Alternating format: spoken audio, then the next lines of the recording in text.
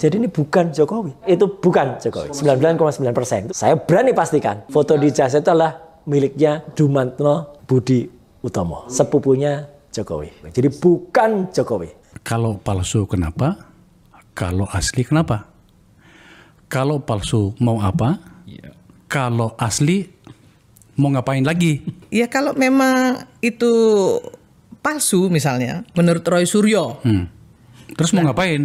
Iya makanya itu pertanyaannya, mau ngapain? Oke. Kalau mau bicara soal moral misalnya, memang Roy Suryo juga punya moral. Ketika misalnya masyarakat bilang panci mana panci gitu. Kan ini kan juga menjadi masalah. Ngapain saya harus lihat-liatin gitu loh. Kayaknya kok saya nggak mau juga kemudian diperintah-perintah mereka untuk membuktikan itu. Ya yang harus membuktikan itu yang mendalilkan. Kayak misalnya Pak Roy Suryo nih ya yang mengatakan bahwa sebagai seorang pakar telematika misalnya dia melihat huruf dan lain sebagainya yang mohon maaf gitu. Dia boleh mengatakan bahwa dia ahli, tapi siapa juga yang boleh juga mengatakan bahwa dia bukan ahli? Karena secara disiplin ilmu dia tidak punya keahlian untuk sebut pakar telematika. Tapi saya nggak tahu kenapa beliau terus menerus ini ya ikut-ikutan untuk di dalam hal-hal yang berkaitan dengan telematika.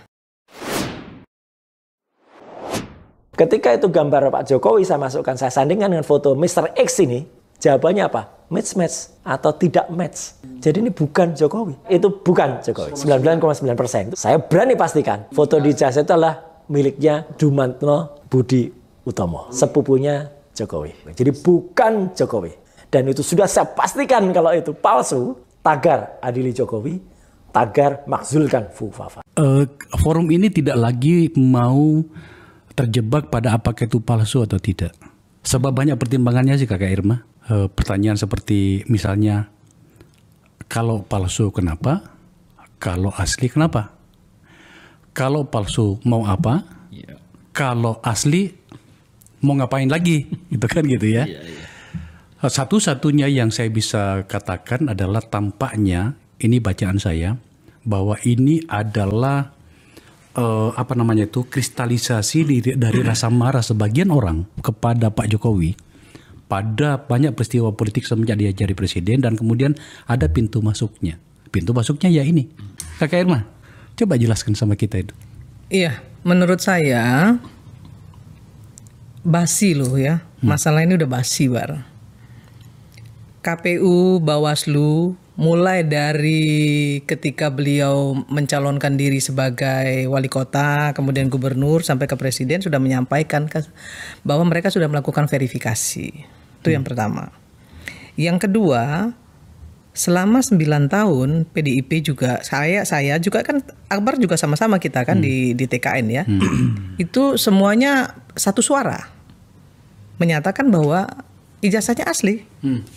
Bahkan kita pasang badan untuk itu. Oh, waktu itu belum ada isunya bahkan sebenarnya. Saya tahu persis itu. TKN tahun berapa ya? 2019. Oh ya 2019. Ya oke. Jadi menurut saya receh banget gitu loh masalah ini kalau untuk masih terus dibicarakan gitu. Sementara Perang Dunia Ketiga kita masih lihat mau mulai ini ya. Kok kita masih berkutat di situ gitu. Bahkan saya ingin mengatakan gini, ya kalau memang itu palsu misalnya, palsu katanya. Menurut Roy Suryo. Terus mau ngapain? Iya makanya itu pertanyaannya, mau ngapain? Ya kan? Kalau mau bicara soal moral misalnya misalnya ada oknum-oknum yang mau bicara soal moral ya, termasuk Roy Suryo lah, mohon maaf ya. Misalnya ini bukan sekedar hukum asli atau apapun begitu, soal moral misalnya. Memang Roy Suryo juga punya moral. Ketika misalnya nih ya, masyarakat bilang panci mana panci gitu. Kan ini kan juga menjadi masalah, Akbar. Kan nggak bisa gitu juga kali gitu ya. Nah, kemudian yang ketiga, saya ingin sampaikan begini. Saya pernah ketemu Pak Jokowi karena saya mantan juru bicaranya, dan saya pernah tanya soal ini. Saya bilang, Pak, kenapa sih Bapak nggak jawab ini gitu? Kenapa Bapak nggak laporkan balik ya semua orang yang menghujat Bapak? Beliau bilang, Bu Irma, semasih mereka hanya sekedar mengatakan saya jokodok, mengatakan saya anak PKI dan lain sebagainya, saya nggak peduli, saya kerja aja untuk rakyat. Tetapi ketika mereka sudah menyentuh tubuh saya, menyakiti anak saya dengan fisik, secara fisik, atau istri saya secara fisik, atau rumah saya lah dilemparin batu misalnya begitu, saya pasti akan bertindak secara hukum. Itu disampaikan beliau ke saya. Gitu. Saya nggak ngerti sebesar apa kesabaran itu gitu loh. Dan itu yang mau ditiru Prabowo, tapi Pak Prabowo kan nggak mampu untuk bisa sesabar itu gitu. Nah dia jawab seperti itu. Nah soal asli atau palsu kan institusi sebesar UGM sudah menjawab, KPU sudah menjawab. Terus apa lagi? Yang mau dicari apa sebenarnya? Apa kira-kira yang ada di benak Pak Jokowi hingga kemudian tampak ya seperti tadi nyimpen, kan enggak apa-apa dikeluarin aja, apa masalahnya? Jadi begini, Pak Jokowi itu kan presiden, orang nomor 1 loh. Ya. Kemudian dia sudah menyerahkan, sama kayak kita Bar, waktu kita mau jadi caleg, kita kan menyerahkan ijazah yang sudah dilegalisir, sama beliau. Beliau mengatakan itu ke saya. Terus apa lagi? Ngapain saya harus liatin gitu loh? Kayaknya kok saya nggak mau juga kemudian diperintah mereka untuk membuktikan itu. Ya yang harus membuktikan itu yang mendalilkan kata dia. Yeah. Yang harus membuktikan itu adalah KPU, Bawaslu, UGM, dia bilang. Kenapa harus saya? Toh saya sudah melaksanakan hak saya, tugas saya, kewajiban saya kepada institusi yang berwenang untuk itu, gitu loh Bar. Karena menurut saya kalau saya jadi dia saya juga nggak mau diperintah begitu. Karena nggak benar juga. Iya. Nah satu yang ingin saya sampaikan satu lagi Bar. Contoh misal, kayak misalnya Pak Roy Suryo nih ya, yang mengatakan bahwa sebagai seorang pakar telematika misalnya, dia melihat huruf dan lain sebagainya, yang mohon maaf gitu. Dia boleh mengatakan bahwa dia ahli. Tapi siapa juga yang boleh juga mengatakan bahwa dia bukan ahli? Karena secara disiplin ilmu dia tidak punya keahlian untuk disebut pakar telematika. Kan seperti itu. Tapi saya nggak tahu kenapa beliau terus menerus ini ya ikut-ikutan untuk di dalam hal-hal yang berkaitan dengan telematika. Nah, kalau kemudian masyarakat, saya juga punya TikTok kebetulan banyak sekali ya. Ini saya punya follower juga banyak gitu ya. Yang mempertanyakan, ngapain sih dia kok kayaknya ribut banget, bising banget sih soal ijazah Pak Jokowi ini gitu. Itu juga menjadi pertanyaan masyarakat terhadap beliau. Dan kalau masyarakat kemudian mengatakan kepada beliau juga bahwa dia adalah ahli telematika palsu misalnya, kan juga dia nggak boleh ribut juga gitu. Nah, jadi menurut saya Bar, hari ini yang harus kita bicarakan di meja Akbar Faisal Unsensor ini, bagaimana Indonesia ini ke depan ya di krisis ekonomi global yang sangat mengkhawatirkan ini bisa menuju Indonesia emas. Oke, dia tidak mau diperintah-perintah oleh orang, oke kan, wajar lah. Saya juga kalau ditekan-tekan kayak gitu, kok norak amat kira-kira gitu ya. Tapi kan realitasnya ini sudah membuat banyak pihak tidak nyaman nih. Ya. Dibuka saja. Apa sorry. Anda juga menurut saya salah. Banyak pihak yang mana? Kalau menurut saya nggak banyak pihak, hanya 1-2 pihak. Apapun, jangan jumlah. Begini, jangan jumlah, tapi apapun namanya ada yang telah mulai Iya membuka boleh. itu. Mereka punya hak. Oke. Nggak boleh juga kita bilang mereka nggak boleh. Mereka punya hak untuk melakukan itu gitu. Saya nggak pernah mengatakan bahwa mereka nggak punya. Boleh dong mereka mempertanyakan itu. Kemudian mereka melakukan demonstrasi dan itu hak warga negara. Itu diatur oleh undang-undang gitu. Tetapi yang ingin saya sampaikan hari ini ketika Akbar tadi bicara soal bagaimana negeri ini ya ke depan, kenapa harus bicara yang remeh-temeh seperti ini masih terus-terusan dilakukan gitu kan. Maka saya ingin mengatakan hari ini ya seperti yang Akbar bilang tadi. Kalau asli kenapa? Ya itu dia. Kalau palsu pun mau jadi apa kan itu. Makanya saya mencoba menggiring pembicaraan kita ini kepada sesuatu yang kemudian kita bisa ambil saripatinya. Saya masih sama Kakak Irma nih.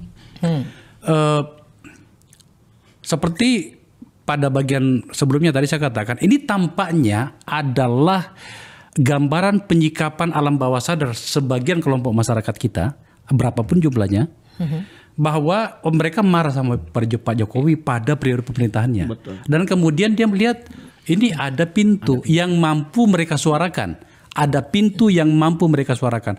Ini ada pintu yang tampaknya itu bisa dibawa ke alam bawah sadar masyarakat, bahwa ada orang yang pernah kita berikan kewenangan dan kepercayaan ternyata seperti ini.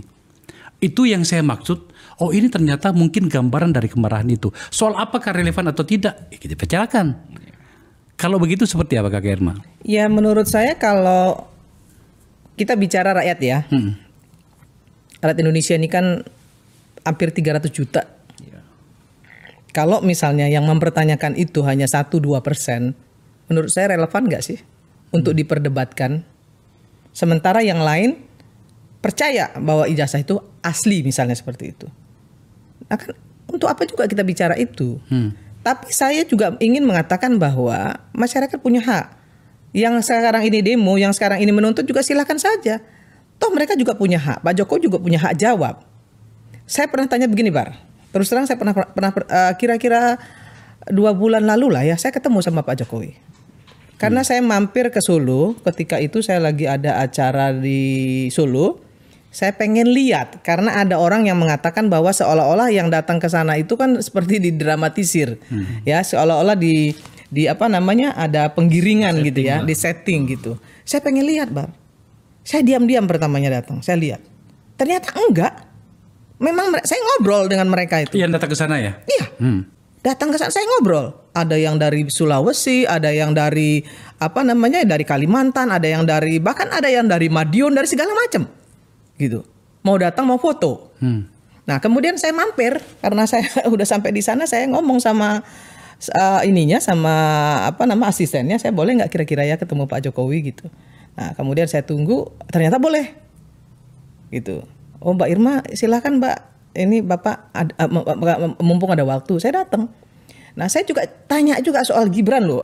Saya bilang, ini menurut Bapak bagaimana pendapat Bapak terkait masalah misalnya lapor Pak kemarin itu? Saya tanya gitu. Terus Pak Jokowi jawab, saya itu sudah menyerahkan Gibran itu kepada Indonesia. Menyerahkan Gibran itu kepada Pak Prabowo. Kepada partai-partai politik untuk dibina. Saya bahkan mengatakan kepada Gibran, ojo kemajon. Apa maksudnya? Jangan maju. Ya, kamu itu hanya di belakang Pak Prabowo. Jadi kamu itu hanya orang yang menjalankan perintah Pak Prabowo. Kalau orang Jawa bilang ojo kemajon, itu yang disampaikan beliau kepada saya loh. Tapi dia bilang begitu, bagi saya ketika anak saya diminta, ya kan, diminta sekali dia berkali-kali ngomong itu, dan saya ya monggo karena dia juga udah dewasa. Tinggal bagaimana masyarakat menyikapi itu. Apakah yang terjadi hingga kemudian sebagian orang harus menggugat Pak Jokowi bahkan dengan nada seperti ini? Saya agak terganggu pada bagian itu. Beberapa isi X saya atau Twitter saya itu mempertanyakan itu. Saya kadang-kadang sampai kehabisan kalimat untuk memahami situasi ini. Bagaimana bisa 10 tahun dielu-elukan, tiba-tiba tidak lama dari dibully juga. Iya, dibully juga. Tapi tiba-tiba sampai harus digugat bahkan dengan isu yang seperti ini. Apa yang terjadi dengan tokoh ini? Ya kalau memang seperti itu, terus untuk apa? Untuk apa kita bicarakan masalah pepesan kosong ini? Nggak ada manfaatnya untuk bangsa ini. Untuk apa juga Pak Jokowi menyampaikan yang asli itu ke mereka? Kan sudah jelas. Bawaslu, KPU sudah menerima surat yang ijazah yang sudah dilegalisir.